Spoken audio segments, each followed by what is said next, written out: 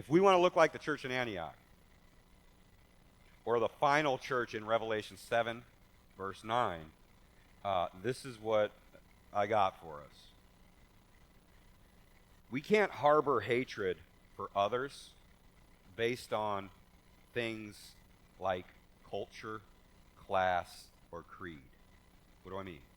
Culture, ethnicity, different skin color, any of that. Class. Rich folk can't look down at poor folk. Poor folk can't look down at rich folk. Creed. Religious. Secondary religious issues. Okay? And even past religion or current religion. Here's the question. If a Muslim walks in our door on Sunday morning, are they going to feel welcomed here? I hope so. If a lesbian couple holding hands walks in that door, are they going to feel welcome here? I hope so. I think so, and I hope so. If a guy walks in with tattoos up to his eyeballs, is he going to feel welcome here? I hope so, and I think so. Mine are only to here and here. But I definitely felt welcome here. If a girl walks in wearing booty shorts, if a guy walks in with a 666 tattooed over his eyebrow, are we going to say, girl, you got to go change and come back? Homie, you got to go get that tattoo removed or covered before you can come hear the gospel of Jesus Christ that's going to change you on the inside where it matters? Because we can clean up real nice on the outside and still have all the hell of Satan in us. When we allow God's love to reach a person and change them on the inside, all this outward stuff, that's going to happen down the road. We got to focus on this thing and letting God do a work in people. When they hear the gospel, the good news that God actually loves them, that there is nothing that they've done that is too heinous, too hideous for God to forgive them and love them and call them a son or a daughter. They got to hear that. We got to hear it. We got to be reminded of it every week because we keep sinning every week. We are children of God. He absolutely loves us. Doesn't matter what level class we're in. Doesn't matter what culture we've come from. Doesn't matter if some people have a bias on Germans or Jews, anti-Semitism, anti-German. All Germans are Nazis. Americans, we're all snobs. Like, we are one in Christ Jesus.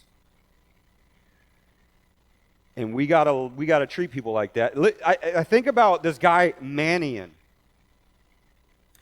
Herod the Tetrarch's homeboy. Saul, persecuting Christians. And really, the Jerusalem church didn't welcome Saul.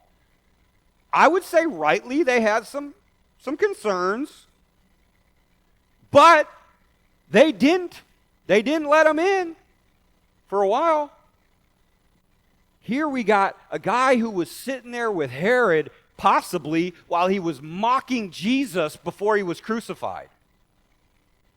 Here we got Saul, who was literally killing Christians. Here we got a guy from North Africa. Here we got Barnabas, just an all-around great guy. All together working for the gospel to go out. And so I see diversity. And if I look out in our community, I see a lot of diversity. A lot. So how does that play itself out? You're at the park, you see someone, looks different.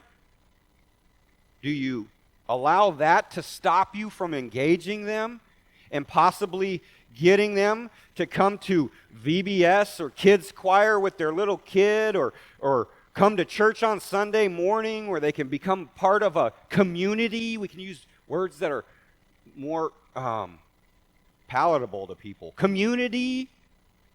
where they're going to hear the gospel, they're going to feel the love of God? Or do we look at them and say, somebody else will get that one? Been there, working on it.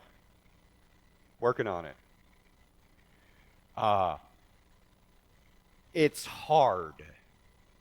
It's hard because not only do people look different, but they think different.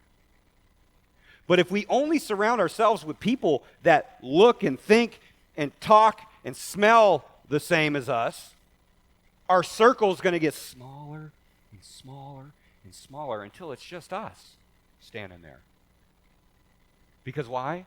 No two sets of fingerprints are the same. No two people, personalities are the same. Sooner or later, we step on each other's toes, rub each other wrong.